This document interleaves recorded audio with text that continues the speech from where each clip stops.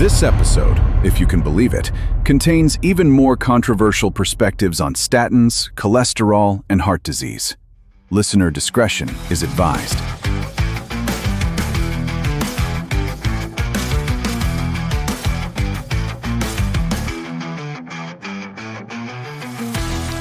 The Dysfunction Files, Episode 23.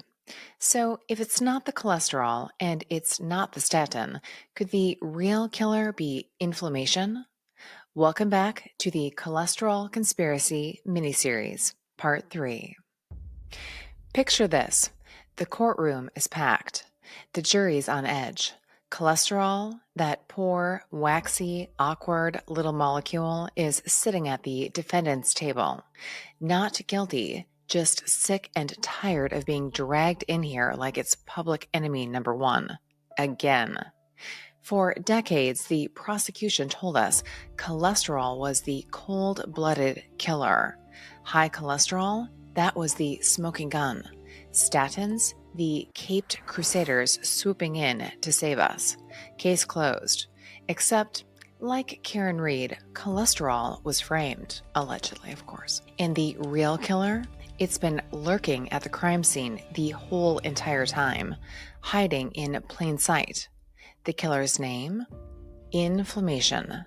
You thought I was going to say Jen McCabe, didn't you? Shame on you. I'm Dr. Kristen Lindgren, and welcome back to the Dysfunction Files. If you've been following along, you know we've been dissecting one of the greatest medical cover-ups of all time, the cholesterol conspiracy. Part 1, how cholesterol got set up as the perfect scapegoat.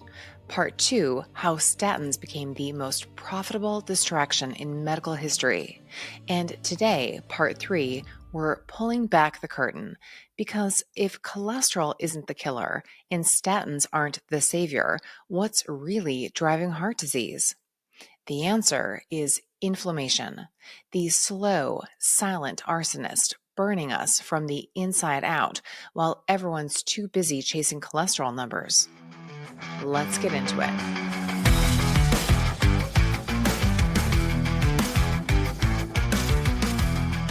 Part 1. Cholesterol, the perfect scapegoat. All right, let's rewind just a sec. If you've been with me, you already know the plot twists so far. If you're new, here's the highlight reel. In episode 21, we met Ansel Keys, the guy who cherry-picked his 7 countries study like a bad Tinder date. He tossed out the countries that didn't fit his story, drew a straight line between fat and heart disease, and boom, cholesterol was cast as the villain. In episode 22, we talked about statins, Big Pharma's golden goose. Billions in profits built on creative math, relative risk trickery, and fear campaigns that would make any DA proud. But here's where the story really falls apart. Half of all heart attack victims, well, they've got normal cholesterol. Perfect LDL. Textbook total cholesterol. Gold stars from their doctors. And then they drop dead shoveling snow in Wisconsin. So tell me, how does the supposed smoking gun get you acquitted in half the cases? Because cholesterol was never the killer. It was the chalk outline at the crime scene, the fingerprint on the door handle, the patsy everyone points at when they don't want to look any deeper. Why was cholesterol the perfect scapegoat? 3 reasons. Number 1, it was always at the scene. Every plaque has cholesterol in it. Number 2, it's measurable. Doctors love charts with scary red arrows. Number 3, it's profitable. Convince people lowering cholesterol saves lives and you've got a pill for life. But the truth? Cholesterol was showing up to help patch the damage, not to cause it. Which brings us to the real serial killer. The arsonist in the shadows, the one hiding in plain sight this whole time. And its name? Inflammation. Enter inflammation, the real villain. Okay, let's clear this up once and for all. Cholesterol doesn't just stumble into your arteries like a drunk frat boy with a spray can tagging your vessels for fun. It only shows up when there's already trouble. Your blood vessels are lined with delicate endothelial cells. Think of them like a brand new Tesla just out of the detail shop. Smooth, shiny, untouchable. Blood flows right on by. No stick, no mess. But when that lining gets damaged, suddenly it's not a Tesla anymore. It's a busted up Velcro wall, rough, sticky, vulnerable. And once that happens, the body has no choice but to hit the panic button. Enter inflammation. Now, inflammation is like your body's fire department crossed with a wrecking crew. On paper, it's here to help.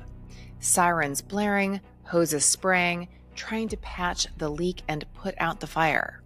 But this isn't a tidy surgical repair. This is a bulldozer driving straight through the living room to douse the kitchen fire. The help leaves behind scar tissue, layer after layer of messy patchwork. And in your arteries, that scar tissue becomes plaque. The walls thicken, the channels narrow, blood flow slows to a crawl, and then one day, boom, a piece of plaque ruptures and a clot forms. And suddenly, you're on the business end of a heart attack, a stroke, or sudden cardiac death. Now, here's the kicker. Cholesterol didn't cause any of this. Cholesterol was just part of the repair kit, the duct tape the body slapped on the pipe. It's been accused of arson when in reality it was carrying the fire extinguisher. The real villain, inflammation. The serial arsonist setting blaze after blaze inside your arteries while cholesterol keeps getting dragged into court as the patsy. And the million-dollar question is, what's striking the match? The triggers of inflammation, i.e., our accomplices. If inflammation is the serial killer, then it's got a whole gang of accomplices working behind the scenes.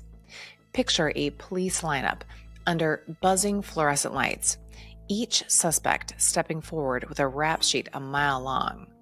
Suspect number 1, dietary toxins, greasy-fingered, holding a bag of drive-through fries, seed oils, refined sugar, ultra-processed junk. These don't just pad your waistline, they light a match in your arteries. Cholesterol shows up with a duct tape and a ladder, but the real vandal was your breakfast cereal. Suspect number 2, infections, shady dental record, bloodshot eyes, gum disease, chronic viruses, stealth pathogens like Lyme. They drip feed inflammation into your system every single day. Suspect number 3, metabolic dysfunction, strolling in with a flamethrower, insulin resistance, prediabetes, metabolic syndrome. High sugar is corrosive. It sandpapers your arteries from the inside out.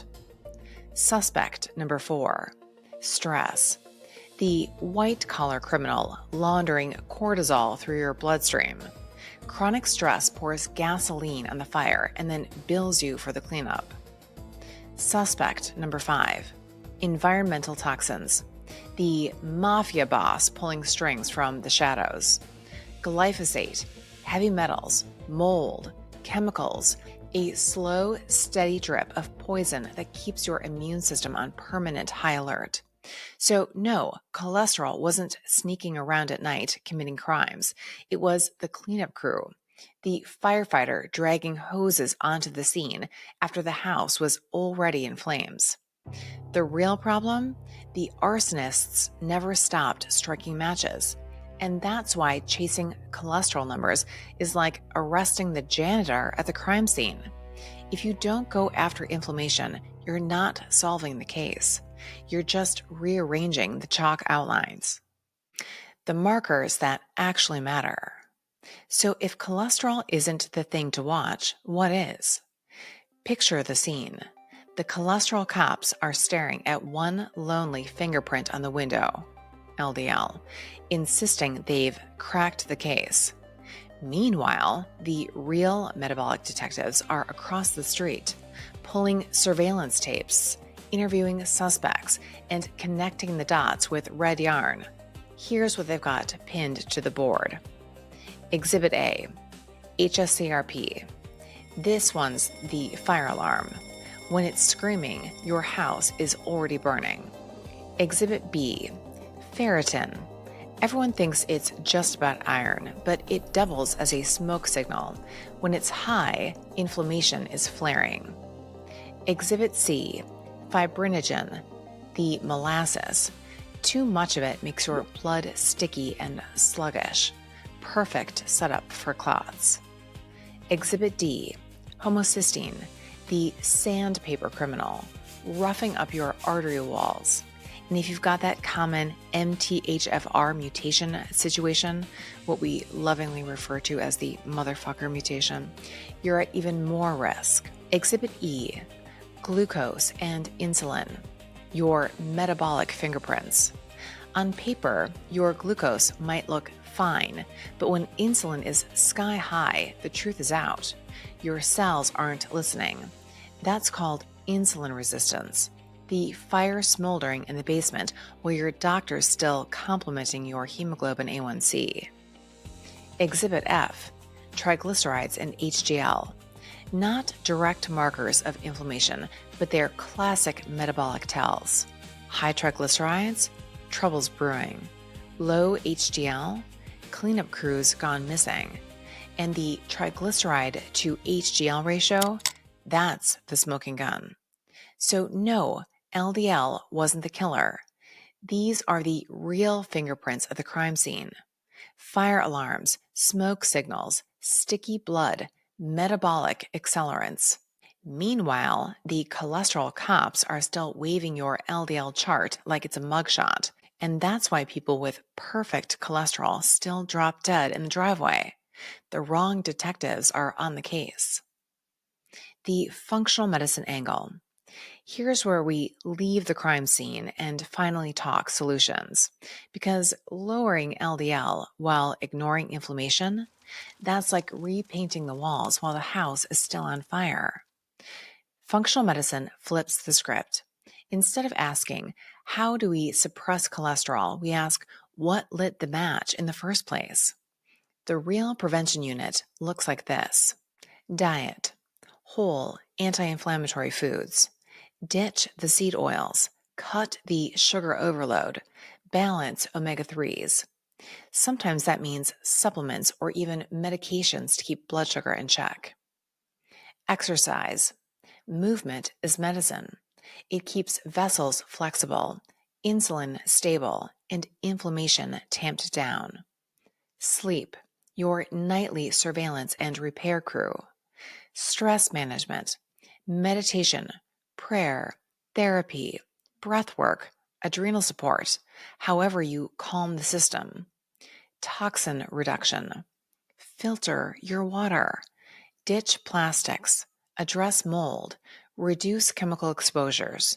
In the labs, they're your early warning sirens. hs-CRP, homocysteine, fibrinogen, insulin resistance markers. They'll flag danger long before you're flat on the cath lab table. So here's the real takeaway. Functional medicine doesn't wait for the heart attack. It hunts the arsonists. It removes the accelerants. It fireproofs your house. And if you've already had a heart attack, it doesn't just hand you a statin and wish you luck. It asks why the fire started, checks if the matches are still in the drawer, and makes damn sure you're not sitting in the same tinderbox waiting for the next spark. The big reveal. So let's line this all up.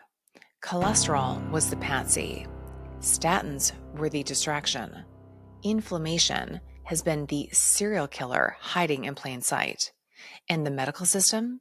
It's been guarding the wrong door the entire time. But don't worry.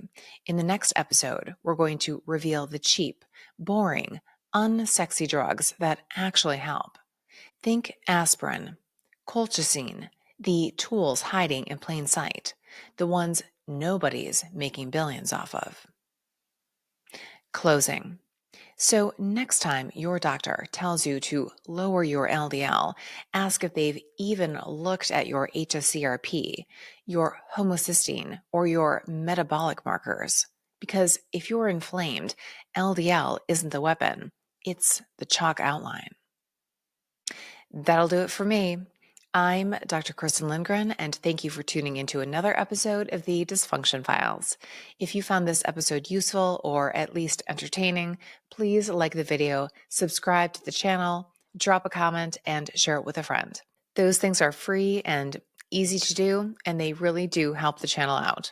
And if you're ready to get to the root cause of heart disease, or you're serious about preventing it, come see us at Lindgren Functional Medicine. Check out our website or give us a call. We'd love to hear from you. Until next time, stay skeptical, keep learning, and remember, the system needs return customers. To break free, you need to take charge of your own healthcare. I'll see you for the next one.